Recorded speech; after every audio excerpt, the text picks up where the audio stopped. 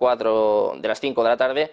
Y como siempre lo hacemos en Negocios Televisión de la mano de los mejores expertos. Hoy tenemos, como siempre, un panel de excepción. Contamos con Pedro Mouriño, founder y CEO de Iber Atlantic Global Corporation y cónsul honorario de la Federación de Rusia. ¿Qué tal, Pedro? Muy buenas.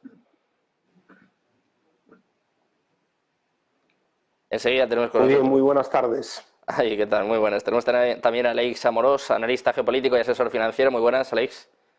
Hola, muy buenas tardes. Y también contamos con Diego Pitarch, profesor del Máster de Relaciones Internacionales del IEB. Muy buenas. ¿Qué tal? Muy buenas tardes. ¿Cómo estamos? Pues Diego, si te parece, empezamos contigo, empezamos por lo último. Llevamos toda la mañana hablando de ataques de Estados Unidos en Irak y en Siria, más ataques en un momento en que las tensiones en Oriente Medio, pues lejos de desescalar, parece que siguen aumentando.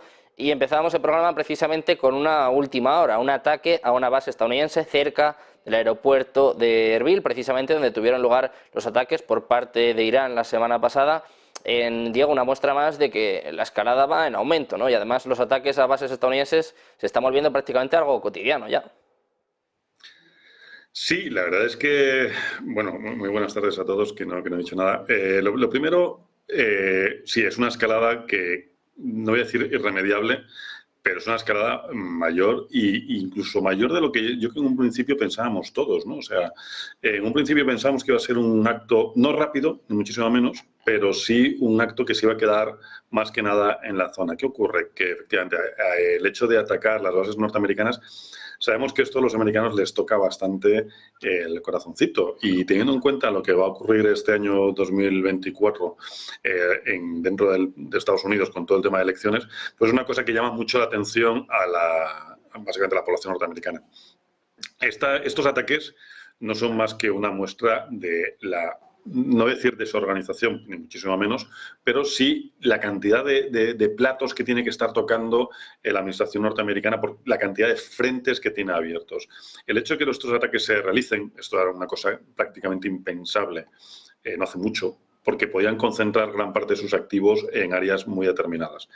Esto es una muestra más de que Estados Unidos se ha metido de lleno en un conflicto, no sé si le llaman o no le llaman, pero se ha metido de lleno en un conflicto que le está afectando una barbaridad. Va a minar en cierta medida y va a tocar mucho la imagen de Joe Biden de cara a las próximas elecciones. Y no olvidemos que Estados Unidos es una de las piedras básicas de apoyo en la zona, sobre todo para Israel, ¿no? En este caso, obviamente.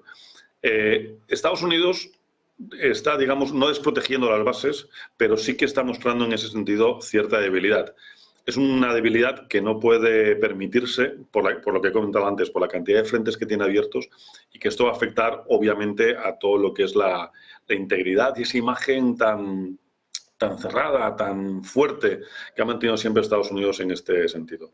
¿Por qué? Porque al final la imagen de quienes están atacando es de 4 descamisados que parece que les están haciendo un boicot, y no es tanto. Estamos hablando de ejércitos organizados que efectivamente les están dando donde más les duele. Y eso es una realidad que hoy tenemos esto, pero mañana esperemos que la cosa se frene, pero me temo yo que no, que va a ir, como has comentado muy bien, la escalada a más.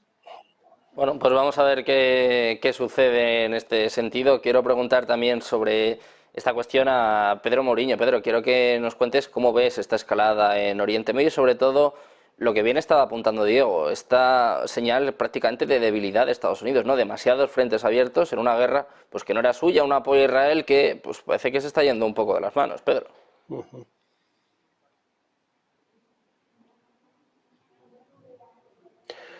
Bueno, efectivamente, cuando empezó toda esta crisis actual de Oriente Medio, después de los ataques en Israel por parte del grupo Hamas y la contestación militar por parte del ejército israelí en Gaza, pronosticábamos que habría una inestabilidad o la inestabilidad se extendería a toda la zona.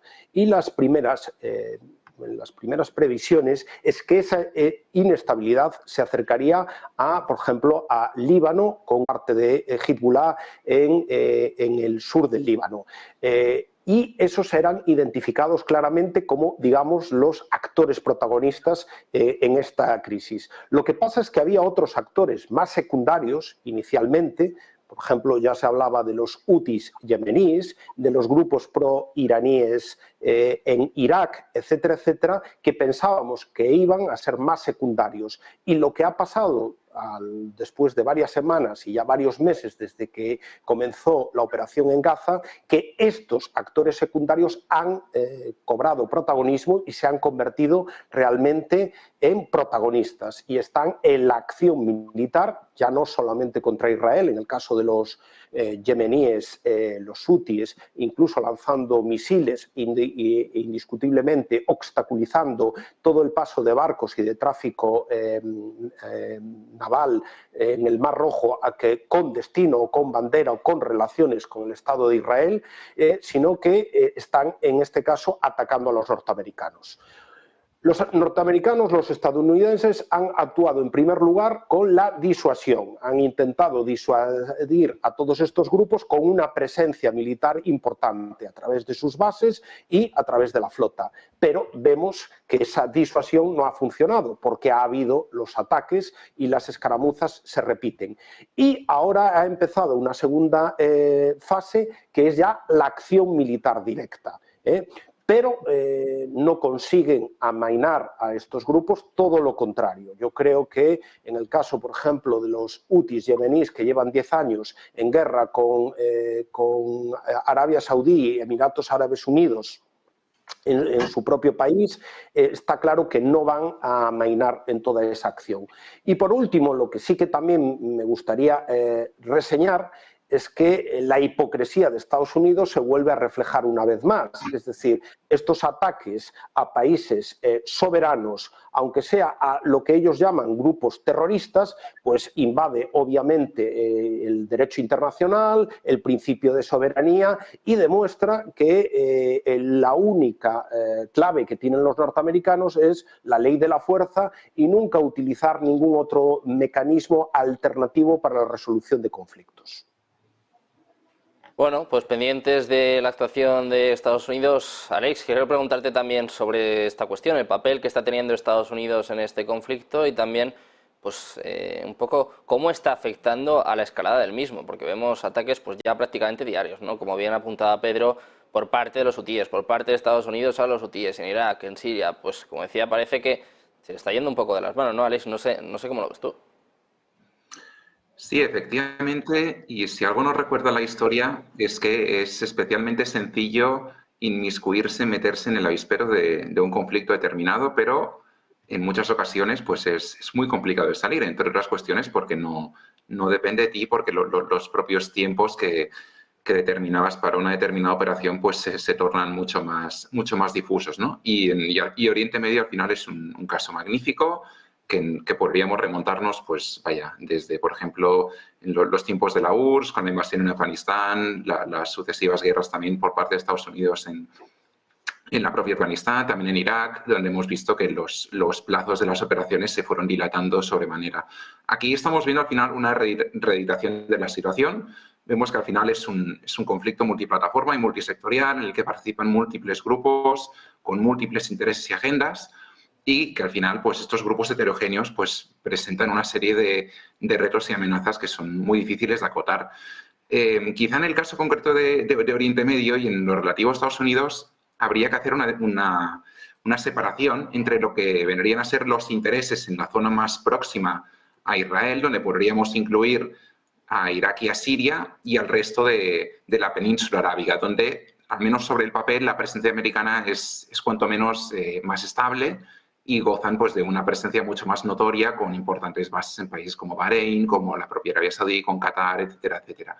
El caso de Irak y en Siria, sin embargo, sí que son muy reveladores por una serie de factores, empezando por el hecho de que tanto el actual gobierno iraquí, liderado por al-Sudani, como en el caso de Siria, con al-Assad al frente, son grupos cuya preferencia religiosa se escora hacia el chiismo. Este es un matiz importante porque al final se alinea con los propios intereses iraníes en el conocido como eje de la resistencia, de donde emanan y dependen pues, muchos de estos grupos que se están haciendo notar en las últimas semanas y en los últimos meses, y por tanto son escenarios mucho más hostiles y mucho menos afines a a la presencia y a la hora de tolerar pues, cualquier interacción con Estados Unidos, ¿no? En Irak, por ejemplo, estamos viendo importantes ataques en la base aérea que tienen los americanos en el centro del país, en la base aérea de Al-Assad, también en toda la zona de Erbil, donde al final son los principales garantes de lo que es la etnia kurda del Kurdistán iraquí.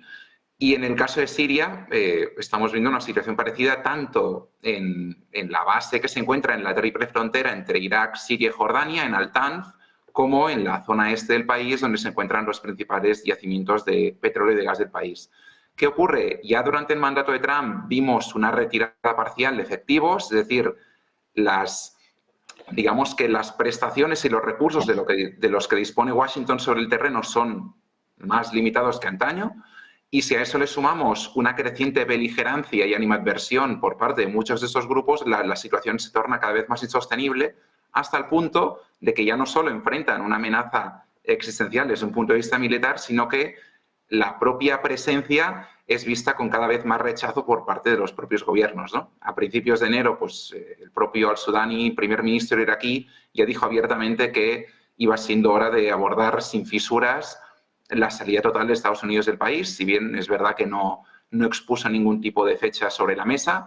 Y en el caso de Siria, pues se percibe como una presencia cuanto menos ilegal, en línea de lo que exponía mi compañero Pedro, porque al final no está justificada la presencia y desde Damasco, pues desde hace años ya vienen advirtiendo de que es una presencia ilegal, ¿no? Por tanto, yo creo que esta escalada que estamos viendo, al margen de que esté condicionada la guerra entre Israel y Palestina, tiene números a seguir adelante, entre otras cosas porque no cuenta con el visto bueno de buena parte de la población local y de los grupos militares que operan en el terreno.